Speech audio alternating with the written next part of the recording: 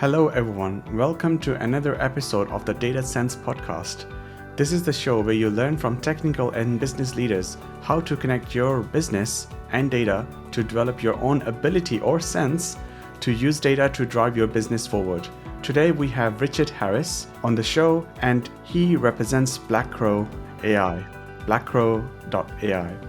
He has been working on machine learning space for the past decade, and this is his third venture-backed business. Welcome to the show, Richard. So, Richard, you have so far worked on this is your third venture-backed business. Tell us more about your background in the first two, and what made you thought of looking into starting another one. Sure. So I started my career at the Boston Consulting Group. So I was a strategy consultant for quite a few years. And what's interesting about consulting is it's actually in some ways a lot like being a startup founder, with one exception, right? You're not doing one particular thing for a very long period of time. You have to learn industries very quickly.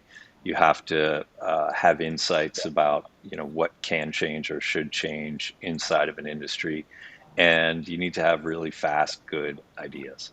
And that's a lot like being an entrepreneur, actually, with one exception, which is when you're a consultant, you don't actually get to run the thing and do the thing. You're frequently advising someone who's going to do that.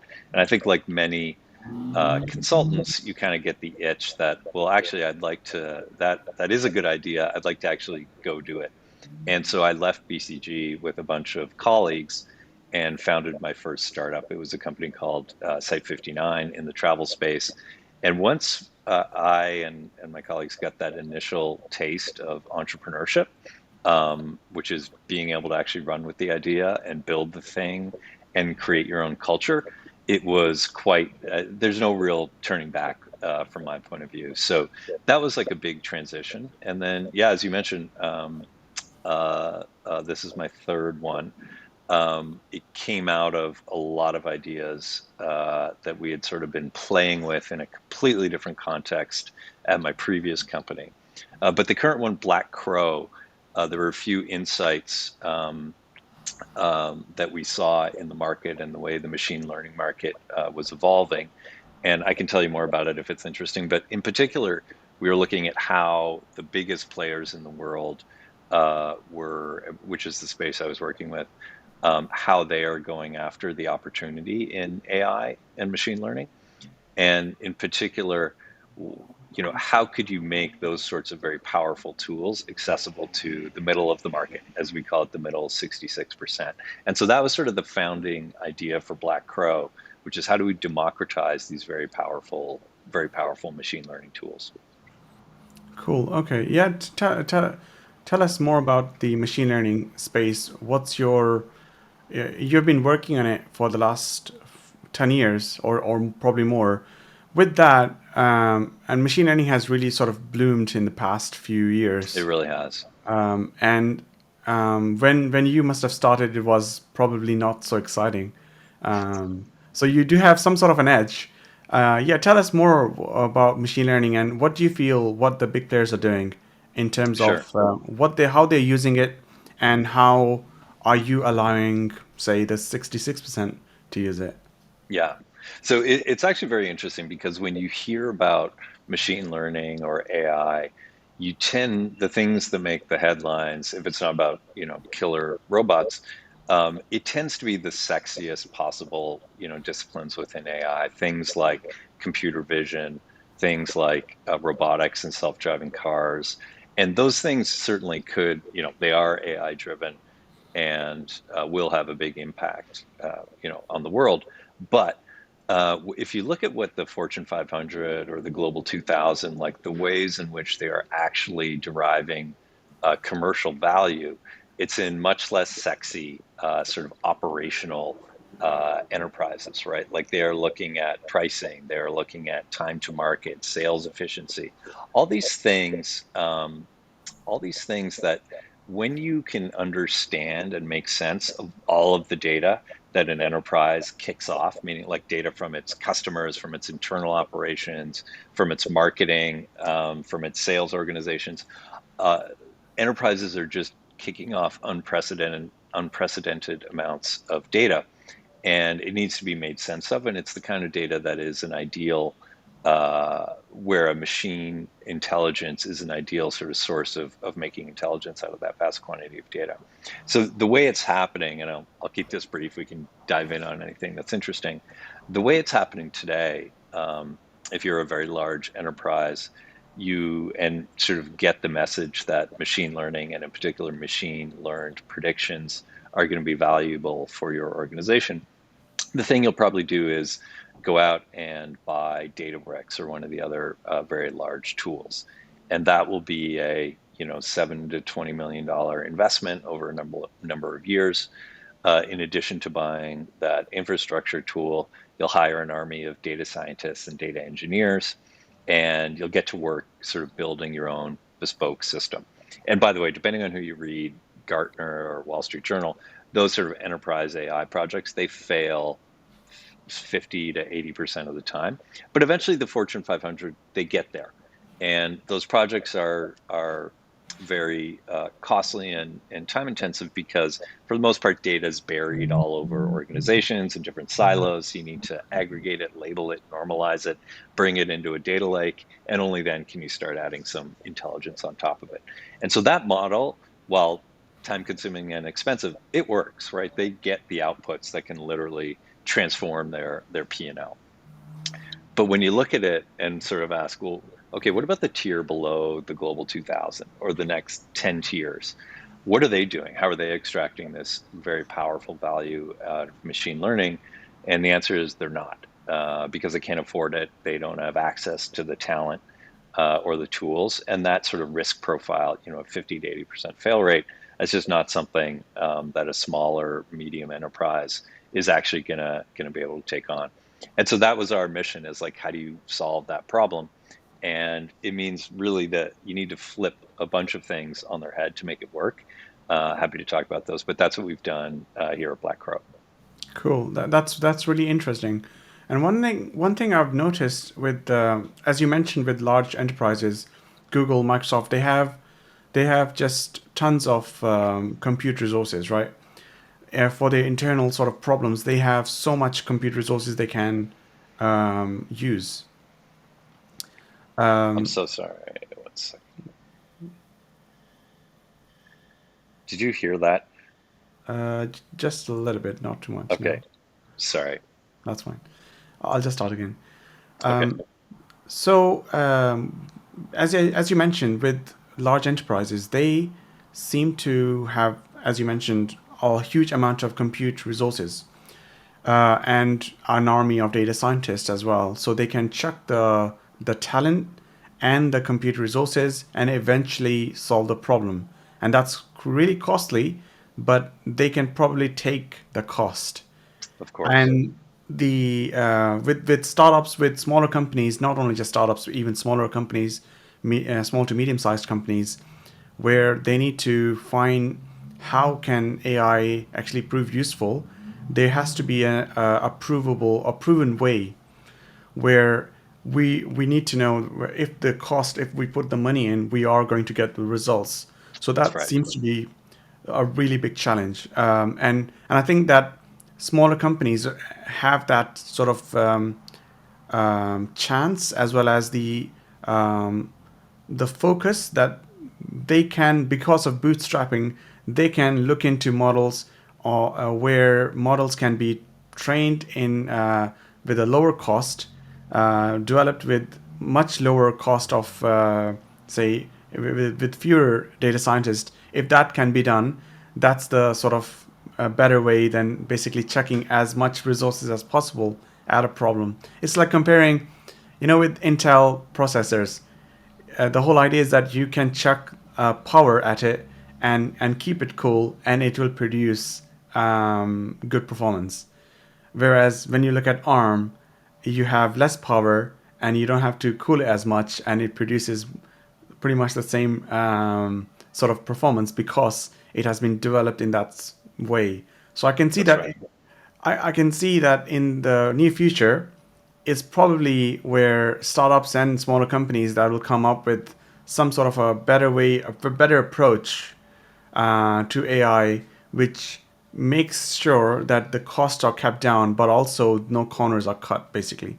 Yeah, that's right. That's exactly right. And so, at my current company at Black Crow, that's kind of our mission. And so the whole sort of army of data scientists, $10 million on Databricks, the high fail rate, we compress all of that into a one-click install, 2 weeks to build a powerful predictive model that refreshes itself in real time. I can explain some of the use cases that we go out there with, but it's targeted at the middle of the market. Our first vertical is in e-commerce, so we focus on e-commerce and direct-to-consumer brands in about from 20 million of revenue to up to about a billion of revenue. But they can avoid all of that cost and effort that I just mentioned to you, have Fortune 500 grade ML outputs and outcomes, and we do it for less than the cost of one data scientist. And that would normally be a data scientist would be the first thing someone interested in this would go out and buy or hire. And we can do it for less than that in a way that they still own the outputs. They just haven't had to build the infrastructure. Yeah, that makes sense. What would you say is the biggest challenge in implementing such a technology and such an idea? What's Yeah. the is it the lack of resources in terms of people or dealing with data scientists, getting them to talk to business people, having what's your biggest challenge you faced so far? Yeah, it's interesting, right? Because most of the big tools out there, the infrastructure tools like Databricks or Dataiku, they're very geared, they're sort of by data scientists for data scientists or by ML engineers for ML engineers that makes the task of building their own infrastructure easier. And where we're going is, we're trying to serve a market that probably doesn't have a group of machine learning engineers, may not even have a data science team, but probably has some, Power BI analysts or data analysts. And so we're trying to almost skip the builder phase and make that something that a company does not have to take on their own. So we skip the builders and focus just on the business users, right? So the people where ultimately, if you're the CEO of a Fortune or CFO of a Fortune 500 company and you're signing off on that $10 million Databricks implementation, it's because someone has sold you that there's going to be commercial and financial value available to you on the other end of that, right? Because I can predict the future value of a customer, I can make much better real-time decisions about how I service them or whatever the use case is. Um, in the same way, when a small company wants to go after this, they want to understand what the outcomes are. And if you can deliver just the outputs and the outcomes, ultimately you're selling machine learning to a group of people that don't care that much about machine learning. They just want those commercial outcomes. And that's what, by clearing away the sort of the need for builders, that's what we can do. And so in some sense, that getting the message out, sort of machine learning for business people who are looking for outcomes rather than builders, it's getting that message across, right? There's just in North America, there's 40,000 e-commerce companies between 20 million and a billion of GMV. We've got a few hundred people running our ML platform today, but it means like 99% of that market hasn't even heard of us because they may not know that they need something like this or that it's even available for medium-sized companies. Okay, that's quite interesting. So I guess the messaging, I guess, and the marketing is pretty difficult because of they're not expecting. It's like when Ford introduced the car, no one was expecting a car. They wanted a better Exactly. horse. Yeah. Right, right, right, So, right. yeah. So Yeah, that's and so it's a great analogy because from an outcomes perspective, if you just take a lot of the brands we work with, use us. One of the key predictions we have out there is we predict inside of an e-commerce environment, we predict the future value of every user in real time. So as someone arrives at the brand of a consumer company, and navigates around their website, their digital environment, we our machine will push back a prediction sort of 15 milliseconds after anyone does anything inside of that brand's environment. We'll push back a prediction of how likely they are to buy or subscribe or whatever the key sort of success event is for that brand. And then we activate those in places like their marketing workflow, right? Everyone's trying to get their customer acquisition costs down. And so the people we're ultimately selling to, sort of like the Ford analogy, they're looking to improve their marketing performance, right? They want to grow more quickly. They want their customer acquisition to be more cost effective. And so they're looking for that, but they're not necessarily looking for machine learning. They're looking for a better mousetrap to accomplish their business goals. Now, it so happens machine learning is that better mousetrap, but you have to sort of connect the dots for folks. Yeah.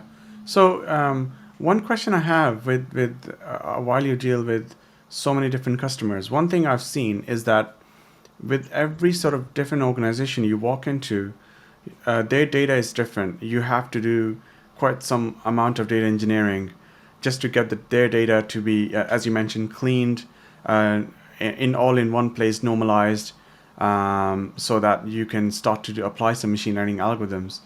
With so many different sort of, I guess, either you have to build some sort of code beforehand so that you have some sort of helper functions, right?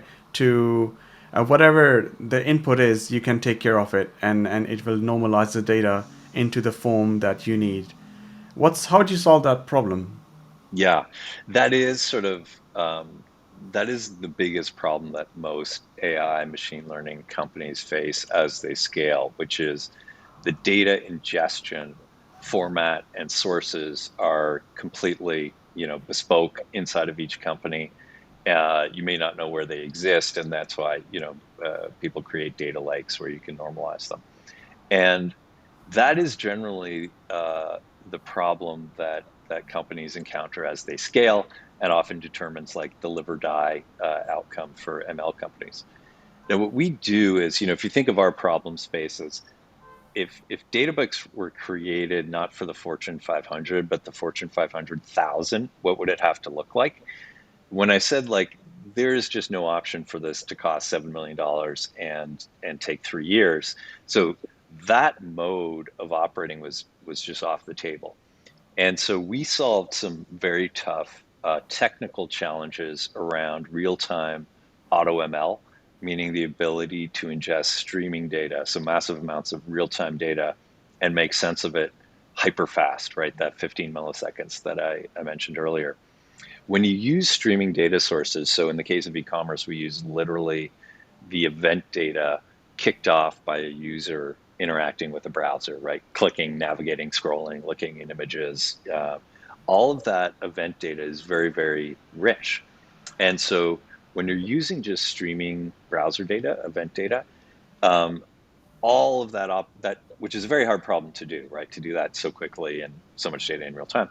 But when you crack that, all of the normal operational problems in scaling AI, everything you just outlined, normalizing, centralizing, labeling data, goes off the table, because the browser, by definition, is a pretty already normalized, formalized data schema. And so when you do upfront research for one data ingestion source for one company, and the way we've got about 400 to 500 signals we use on a standard basis. Those signals, those real-time browser events, are available in 100% of websites. And so if you can make sense of that data, that normalization problem just comes off the table. Yeah, that's quite interesting. Yeah, it makes sense. It's the you yeah, as much as possible standardizing data from step one, and then you have to do as less as possible as your onboarding clients, I guess. Yeah, that's Um, right. That's why literally, like when brands work with us, the integration process is literally one click. If you're a store built on Shopify, which many of our customers are, You just click our Shopify app and you're done. And then our machine is listening to that real-time event data, learning a model. It usually takes about 2 weeks, and then we'll have a beautiful predictive model that can tell you exactly how likely every single person on your site is likely to, say, buy or subscribe. Cool. That's pretty cool. It makes sense. How what would you say is your sort of vision for either this project or within IT's sphere? What Yeah. would you see within 2 years and 5 years? What do you see happening within the ML space or data space that is likely to change our world, or possibly a lot of products? Something you have sort of seen, you can see because of your domain knowledge? Yeah. The thing we think about a lot here is, today, if you think about our data ingestion source is the browser, right? Like as we were just talking about, meaning everything that a human does inside of a browser kicks off data. And then, but if you pan back a little bit and you think about it, the world is kind of like our entire world is becoming a browser. Not just once we live in the metaverse, but right now so much human activity is kicking off data. If you think about wearables or IoT or sensors and RFID, um, cameras, motion capture and security cameras, basically every or a lot of what we do in the physical world is generating digital data in real time, streaming. And so all that data is going to need to be made sense of if it's useful. And obviously, as we sort of accelerate into virtual reality, and the proportion of our lives that is spent, our virtual lives versus our physical lives, like that balance is changing. I don't know what it is right now, but it certainly changes by generation. Um, so all of that, like, data that needs to be made sense of, I think that is for sure only going to be made sense of by artificial intelligence. And so, in many cases, being able to predict the future, which is what we do here, is going to be very important. But that's how I sort of see it. Like when the world is essentially data, um, there's too much of it. In the same way that the human brain doesn't fully understand, when you throw a ball, what the math is behind it and where it's going to land. But you can actually, your brain will figure out where it's going to land and get in the right place and catch it.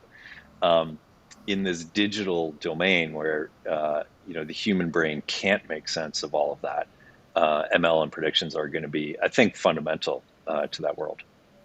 Yeah, that makes sense. And I think I sort of envision at least that would, well, one thing that would be really great is AI doing the data engineering part itself. Yes. Tidying up the data itself in a way that actually optimizes for the lowest cost per run, so that Yep. it doesn't like tries to, with reinforcement learning, if you give it a problem, it could go off on a tangent and spend so much money, and so many things can happen and you're still not sure if it arrived at the right place. But I think what would be really great is machine learning AI algorithms really sort of at least do the data engineering part as much as possible, clean the data itself, put it in the right place, and it just needs to know the right steps, sort of thing. Yep. Yep.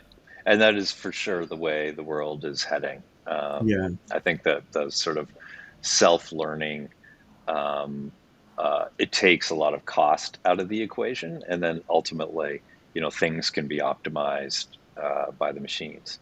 In terms of AI or the ways of working with AI, what do you advocate? What's your main sort of way? What's the thing which you say that, what, this is something really important, and if others are working in the same sort of way, it would make AI accessible or better for others. What's that? What would you say? Yeah, I mean, there's sort of two things, right? Like one is democratization. So the more AI is one of those. All technologies obviously increase productivity, and so capital invested into technology tends to create sort of disproportionate returns to capital versus labor, for example.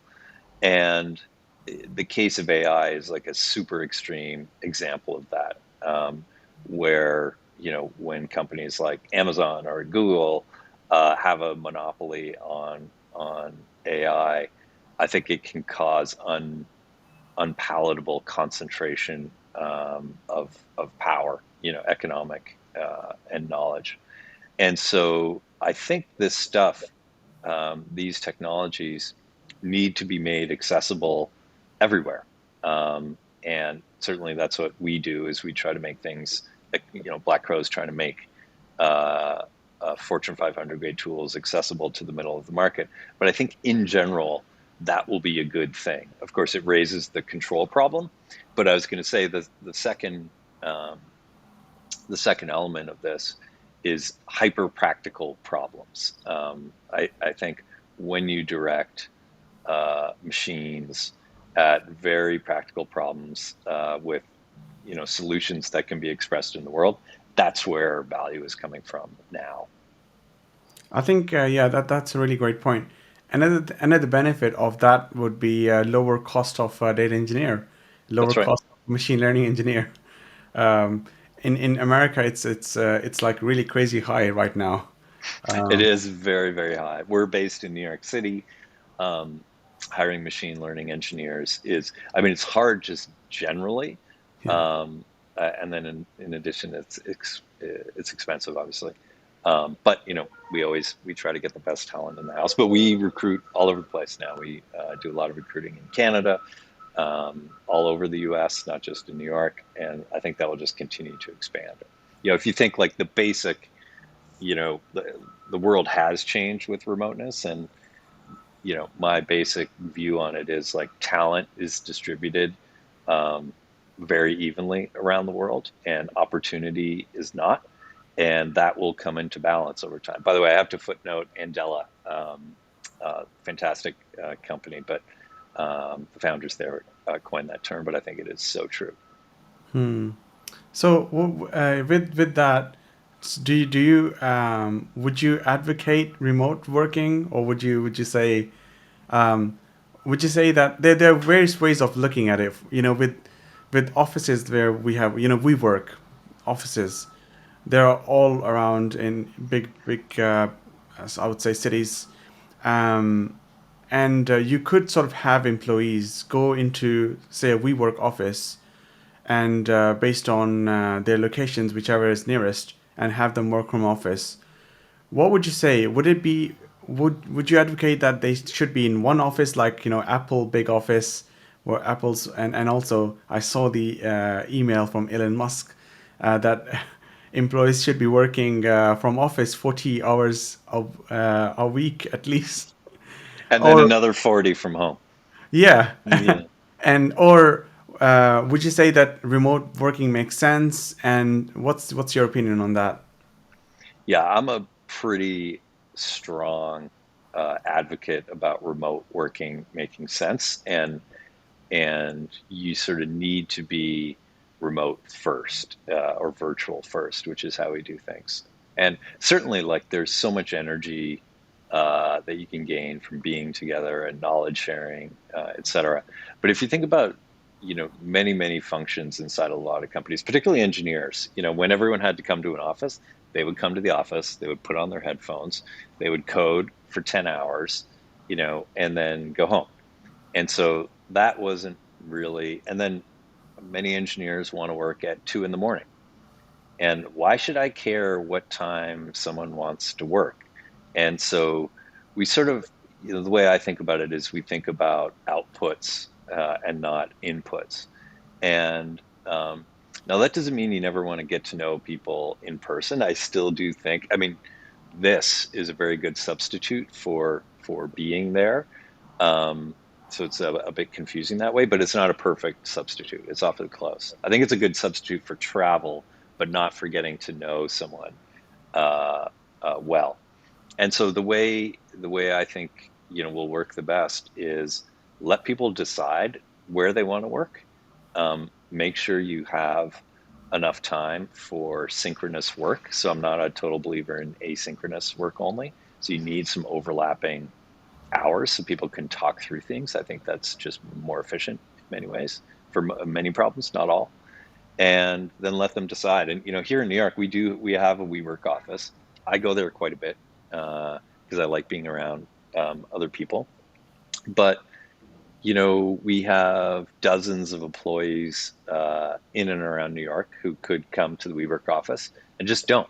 Some because they like working at home, some because they're going to go to Mexico for the next 2 weeks and work there. And I don't give a crap. Um, and then we'll try to bring people together to get to know each other. I don't know what the time frame will be, like every quarter, every 6 months. We're doing one next week, in fact. But I think that sort of optionality for people is the right way to go. That's quite interesting. It makes sense. What would you say? What would you say about say hiring across the pond, basically, say in the UK or in Europe? Is that something without, for example, without having a branch, without opening an official company in the UK, but you just had like a structure where it was sort of like remote consultant sort of structure. Is that Yep. something you would consider? I've seen some companies in America, especially, where they're doing that with because of the cost of talent going so high in America. It's difficult. Um, so yeah, what are your thoughts on that? Yeah, I mean, to me, I guess the question is why wouldn't you do that?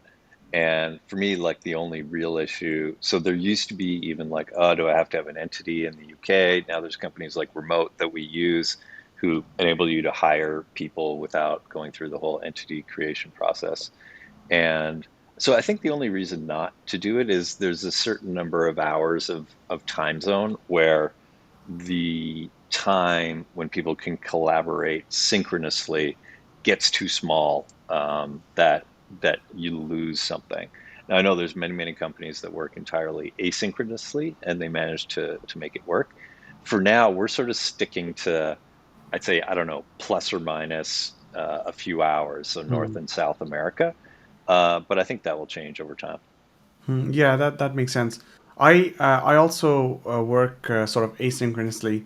We use Loom videos for certain things Yeah, that where meetings are not necessary, but meetings are necessary in quite a few places, I guess. yeah, So yeah, I agree with that. Some work has to be synchronous, and some work can be asynchronous, and it just yes, as long as it works with a Loom meetings and notes and Slack, it's yeah, pretty cool. yeah. Okay, well, we are coming to the end of the podcast. Um, do you have anything else you would like to add? No, just it's been a real pleasure speaking with you today. And yeah, if folks want to, if you're a e-commerce brand or a direct-to-consumer brand and you want to hear about how you can have real-time ML working for you on your behalf, you can always drop us a line. BlackRose's mission is to help e-commerce companies turbocharge their growth and profitability via machine learning. Using only streaming first-party data, BlackRoe predicts the future value of 100% of e-commerce visitors in real time as they shop, how likely they are to purchase, repeat purchase, subscribe, or churn in the future. BlackRoe activates these predictions so brands can prospect, target, and bid much more efficiently at scale. It has transformed CAC for hundreds of companies.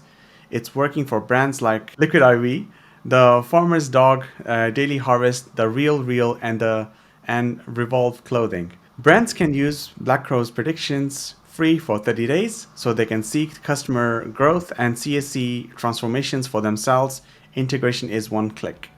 So that's pretty interesting. Thanks for being on the show, Richard.